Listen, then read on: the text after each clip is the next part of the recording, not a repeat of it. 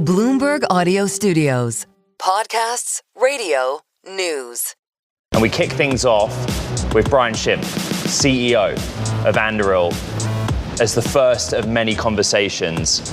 Brian, we're grateful to be here at Anduril. There has been a lot of hype around the company, a deep focus on what it is doing, how it is growing.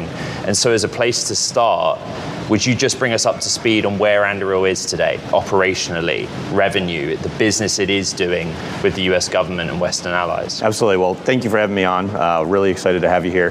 The Anduril has been around about 8 years, but we've grown incredibly in that time. I think this year we're going to be over 6,500 employees. We've got something like about half of them here in Costa Mesa. We're looking to basically double revenue this year. So we're about $1 billion last year. We'll go over $2 billion this year. And we're ramping production about 400%. So a lot of the mix is switching from a lot of the earlier stage things we were doing, which were, kind of experimental, really learning what the technology could do, how to integrate it with warfighters. This year, we're really moving into this mode of really producing. Brian, forgive me, we've actually got some breaking news that's just crossed the Bloomberg terminal. President Trump is saying that he was due to meet China's President Xi in 2 weeks' time. He's saying now that he sees no reason to do so. The team are going to put some of the headlines up on the screen, but Caro, a significant piece of news because part of what we wanted to discuss today was China. The president saying that he's calculating increased tariffs on Chinese products. This is a dialing up of geopolitical tensions. And Brian, bear with us. We are now seeing this quite sharp market reaction.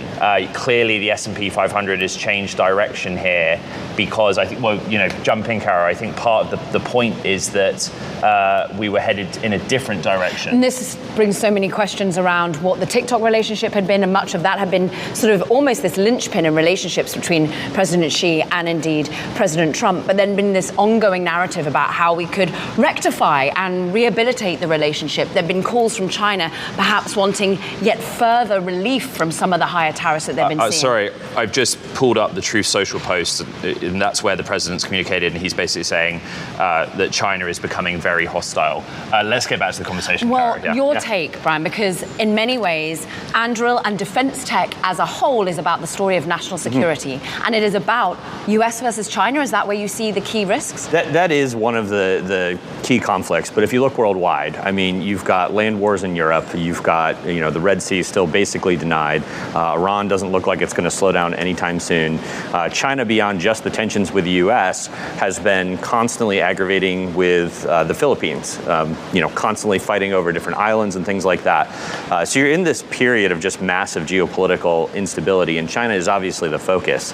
But I mean, they've had a very strategic view to this, right? Like they've they've put significant export controls on magnets for high-end semiconductors. Is that? Rare earths, for example. We understand the breaking news of today as well, as China's making it harder and harder for rare earths to be exported, not just to the US, but to Europe.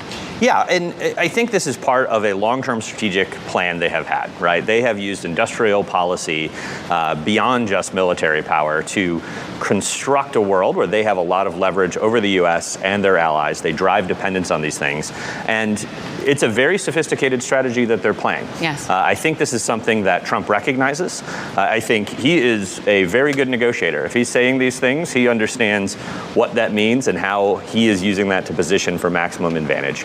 And so I think it's going to be a long-run conflict with China, and that's something we've just got to be prepared for. Brian, thank you for rolling with this. The news is breaking as we go to air. The market's reacting. One of the things that we've just shown on the screen is the semiconductor index. Yeah. One reason why it's critically important to talk to you, Anduril, is your efforts to re-onshore the manufacturing base in this country in Ohio. But in research for being here today, Caroline and I looked a lot at the supply chain for your industry, everything from wire harness through to GPUs that go on board a lot of the weapons behind us. Could you just expand on that a little bit? Why Arsenal 1 is so critical in that sense, in that context? Absolutely. So, when you look at defense is one of those areas where national security is paramount. Pulling these technologies onto U.S. and allied manufacturing is absolutely key. And the strategy we've taken with this is there's a lot of industrial capacity in the U.S. US. There's the ability to take advantage of largely commercial industry that can manufacture these things. But when you start stepping back, there's things that defense alone can't solve, right? These are things like, the rare earth magnets, germanium supply.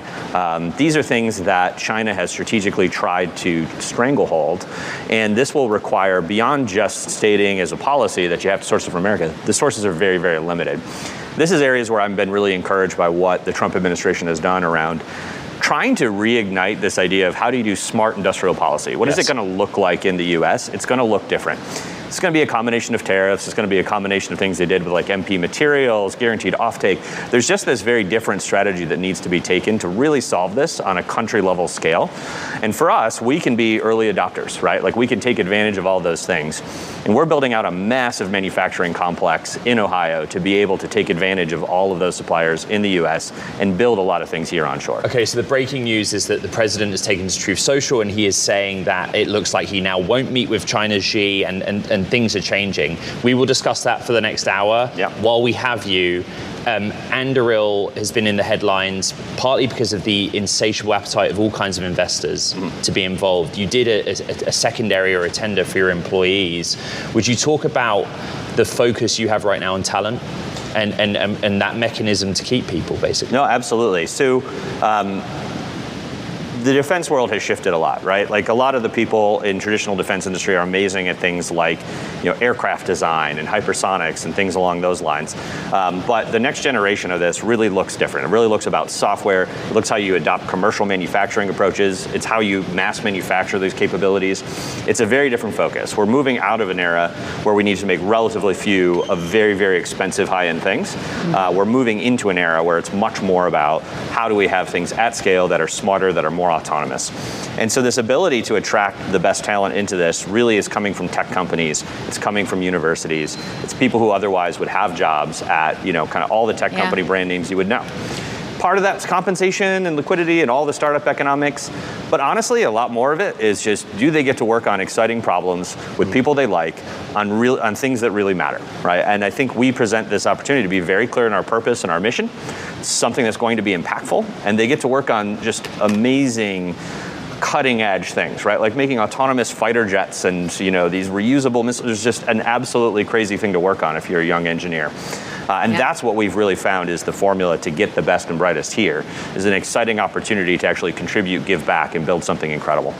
Brian, what a joy to have you sat with us, rolling within breaking news, and to be surrounded by all of this gear that you are driving innovation on. Brian Schimpf, we appreciate you, CEO of Anduril.